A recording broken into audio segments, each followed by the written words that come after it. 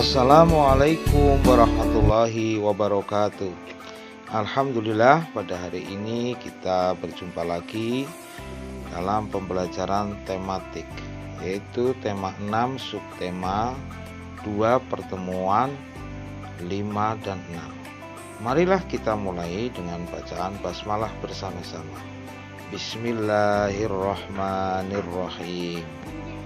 Pada pertemuan kali ini kita akan belajar tentang hasil kesimpulan isi teks bacaan, perpindahan panas secara radiasi, dan juga pola lantai tari kreasi daerah. Coba kalian lihat halaman 51. Di situ ada gambar ya. Gambar apa? Ya, gambar dua baju yang sedang dijemur. Dan warna baju itu berbeda, yang satu putih dan yang satu hitam. Antara baju yang berwarna putih dan hitam, menurut kamu mana yang lebih kering, yang lebih cepat kering? Ya, menurutmu mana yang lebih cepat kering? Kenapa bisa seperti itu? Lebih jelasnya, mari kita simak bacaan halaman 52. Yaitu perpindahan kalor secara radiasi. Ini yang akan kita bahas pada hari ini.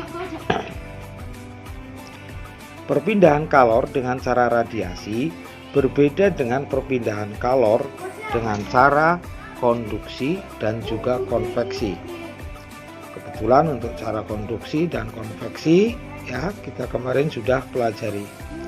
Jika pada perpindahan cara konduksi dan konveksi, kedua benda yang berbeda suhu harus bersentuhan. Lain halnya dengan perpindahan cara radiasi, kedua benda tidak harus bersentuhan. Hal ini karena kalor berpindah tanpa melalui zat perantara. Ini bisa jadi catatan penting bahwa yang membedakan proses perpindahan kalor yang tidak memerlukan zat perantara ini adalah perpindahan kalor secara radiasi. Lalu bagaimana dengan gambar tadi antara pakaian warna hitam dan putih? Ternyata pakaian yang berwarna hitam lebih cepat kering jika dibandingkan yang berwarna putih. Kenapa bisa seperti itu? Ya, karena warna hitam itu merupakan merupakan penyerap kalor radiasi yang paling baik. Benda-benda berwarna hitam lebih banyak menyerap kalor dan memantulkan sebagian kalor jika dibandingkan dengan benda-benda berwarna putih atau mengkilap. Jadi ketika kita duduk dan mengelilingi api unggun, ya, kita merasakan hangat, walaupun ya kita tidak menyentuh api itu. Nah, dalam peristiwa ini terjadi perpindahan panas yang dipancarkan oleh api unggun tersebut dengan radiasi. Terus, ketika kita mendekatkan tangan kita pada bola lampu yang menyala, rasa panas lampu akan mempengaruhi tangan kita, sehingga tangan kita terasa panas. Hal ini juga menunjukkan bahwa rasa panas dari lampu merupakan perpindahan secara radiasi. Dipaham ya, sudah ya? Nah, itu bedanya perpindahan kalor secara radiasi dengan yang lainnya. Sekarang kalian perhatikan 52, halaman 52 ya, yang ayo berlatih itu silahkan dikerjakan. Selanjutnya kita ke halaman 53 ya, yang ayo belajar itu. Udah lihat? Setiap daerah memiliki tari tradisional yang disajikan dalam bentuk tari tunggal, berpasangan, dan kelompok. Setiap tarian memiliki karakteristik sendiri. Kemampuan individu menjadi kekuatan pada penyajian tari tunggal. Tari berpasangan perlu ada koordinasi dalam melakukan gerakan antara dua orang penari. Tari kelompok memerlukan kerjasama dan kemampuan yang sama dalam menari. Penggunaan pola lantai pada setiap jenis penyajian tari juga beda-beda. Pola lantai berfungsi untuk membuat posisi penari dalam sebuah ruang gerak dan memperindah pertunjukan karya seni.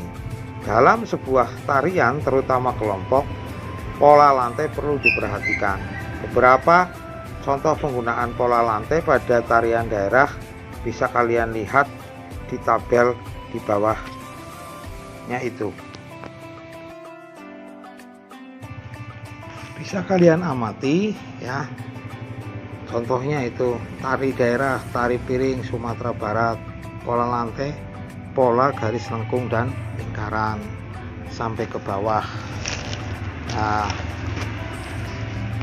sampai yang halaman 54 itu tari daerah, pola lantai. Nah, tugas kalian adalah menulis ini aja ya, menulis tabel ini di buku tulis. Oke. Nah, selanjutnya kita ke pembelajaran 6 ya, perhatikan halaman 54 ya, judulnya adalah mengenal tari saman, tari asal Aceh yang mendunia. Nah, itu kalian baca dengan cermat halaman 54 dan 55. Oke ya, baca dengan cermat. Setelah itu kalian kerjakan halaman 55 ya, room 1 dan room 2. Oke. Nah, ini untuk tugas pertemuan kali ini. Selanjutnya Pak Guru juga akan menyampaikan tugas penilaian harian seperti biasa. Untuk tugas penilaian harian ya, jadi Pak Guru hanya minta yang nomor 1 sampai 10 yang pilihan ganda saja. Contoh kayak PKN ya berarti 1 sampai 10, bahasa Indonesia 1 sampai 10, IPA 1 sampai 10 gitu ya. Kalian hanya mengerjakan yang ABC-nya saja. Biasa ditulis di buku, terus seperti kemarin formatnya, terus difoto ya, dikirim ke Pak Guru. Nah, untuk batas penilaian harian pengumpulannya adalah hari Senin pukul 6 pagi. Oke, terima kasih. Assalamualaikum warahmatullahi wabarakatuh.